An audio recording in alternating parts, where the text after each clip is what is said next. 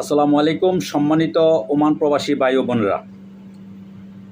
আজকের ভিডিওর মধ্যে যে টপিকটা নিয়ে আমি আলাপ আলোচনা করব বা কথা বলবো সেটা খুবই ওমান প্রবাসীদের জন্য গুরুত্বপূর্ণ। আমি আগেও অনেক ভিডিও বানাইছি আপনাদের ওমান প্রবাসীদের জন্য, ওমানের ভিসা, ওমানের ব্লগ, ওমানের আউটপাস নিয়ে বিস্তারিত আমি অনেক কথা বলছি। বা অনেকে এই ধরনের ভিডিও যারা ইউটিউবে, যারা অনেকে কাজ করে ওমানের মধ্যে, যারা অনলাইনে কাজ করে সোশ্যাল মিডিয়াতে, সবাই কিন্তু এই ধরনের ভিডিও অনেকে অনেকভাবে ব্যাখ্যা দিয়েছে, বানাচ্ছে। তবে আজকের ভিডিওটা আমি আপনাদের জন্য খুবই গুরুত্বপূর্ণভাবে বলছি। আমি একটা টপিকের উপরে আজকে কথা বলবো, তো পুরো ভিডিওটা প্রায় স্কিপ না করে পুরো ভিডিওটা অবশ্যই দেখবেন, তাহলে আপনাদের একদম ক্লিয়ার হয়ে যাব ভিডিওটা। সব কিছু ভিডিও আপনারা শতে ভিডিও আপনার দেখার দরকার নাই।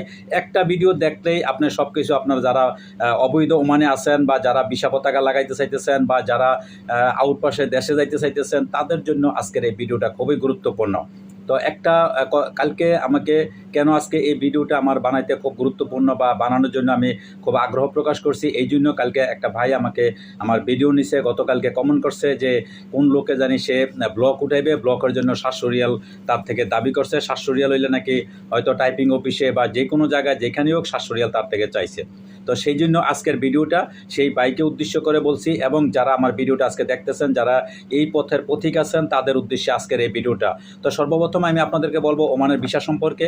অনেকে কমেন্টস করছেন ভিসা কবে খুলবে, ওমানের ভিসা সবাই বলতেছে ভিসা খুলবে খুব শীঘ্রই, সম্ভবত জুনে অথবা ঈদের পরে ভিসা খোলার সম্ভাবনা আছে। এতটুকু আশাবাদী আমরা হইতে পারি। তবে এটা কোনো টাইম, সময় বা এটা বলা হয় নাই কখন কিভাবে ভিসা খুলবে বা কখন খুলবে, এটা বলা হয় নাই। তবে ভিসা খোলার জন্য সরকার চিন্তা ভাবনা করছে, অবশ্যই ভিসা খুলবে। আপনারা জানেন বাংলাদেশ সরকারের সাথে কয়েকবার পররাষ্ট্র উপদেষ্টার সাথেও কথা বলা হয়েছে, বাংলাদেশের প্রধান উপদেষ্টার সাথে কথা বলা হয়েছে, তারা কয়েকবার, তারাও কিন্তু বলে নাই যে ওমানে বাংলাদেশের জন্য, বাংলাদেশি শ্রমিকদের জন্য ভিসা খুলবে না, তারা অবশ্যই বলছে ভিসা খুলবে।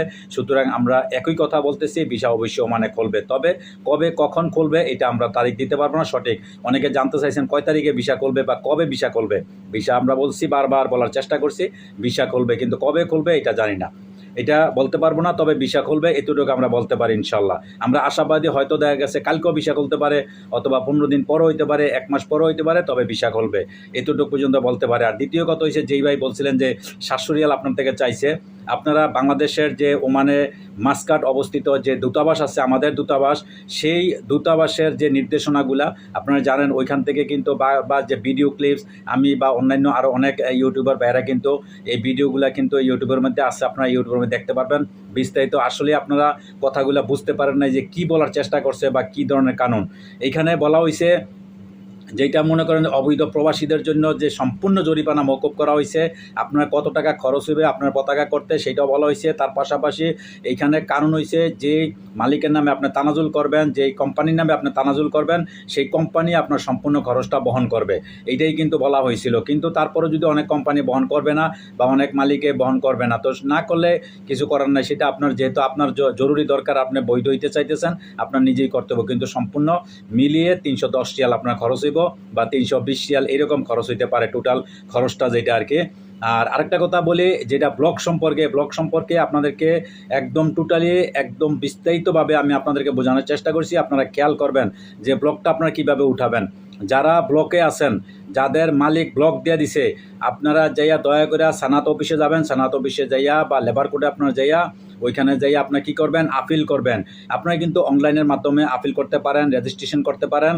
আর যারা এই দেশে থাকার জন্য বৈধ হইবেন, তারা কিন্তু আপনারা করতে পারবেন না, রেজিস্ট্রেশন করতে পারবেন না। অনলাইনের মাধ্যমে রেজিস্ট্রেশন করতে পারবেন, অবৈধ লোকেরা রেজিস্ট্রেশন করবেন।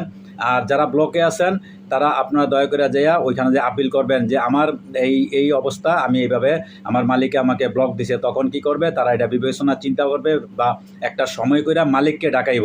ওই যেখানে আপনি যে লেবার কোর্টে বা সানাত অফিসে আপনি আপিল করবেন, আপিল করার পরে কি করবে তারা, মালিককে ডাকাইব, মালিকের সাথে কথা বলবে, বোঝাপড়া করবে। মালিক যদি বলে যে না আমার কোনো সমস্যা নাই, ব্লক উঠে আপনার পতাকা করেন, তখন কিন্তু আপনার কিন্তু 1 টাকা খরচ হইব না। আপনাদেরকে আবারও বলছি, আপনাদের 1 টাকা খরচ হইব না ব্লক উঠাইতে। ওইখানে মালিক শুধু বললেই হইব, শুধু মালিকের ওপর নির্ভর করবে। আর যদি মালিকের কোনো অভিযোগ থাকে, আবারও বলছি, যদি মালিকের কোনো অভিযোগ, আপনি মালিকের সাথে টাকা পয়সা লেনদেন করছেন না, মালিককে টাকা পাওনা আছে, অথবা তার সাথে কোনো রকমের খারাপ ব্যবহার করছেন, বা আপনি মালিক আপনার উপরে রেগে আছে, এরকম যদি কোনো কিছু হয়ে থাকে, তাহলে ওই আপিলে আপনার কাজ হবে না, আপনার ব্লকটা উঠাইতে পারবেন না। তারপরে ওরা চেষ্টা করবে, যেহেতু আপনি আইনের আশ্রয় নিচ্ছেন, অবশ্যই তারা মালিককে বুঝিয়ে বলার চেষ্টা করবো। আর যদি চেষ্টা না হয়, যদি না করতে পারেন, তাহলে অবশ্যই আপনার দেশে চলে যেতে হবে।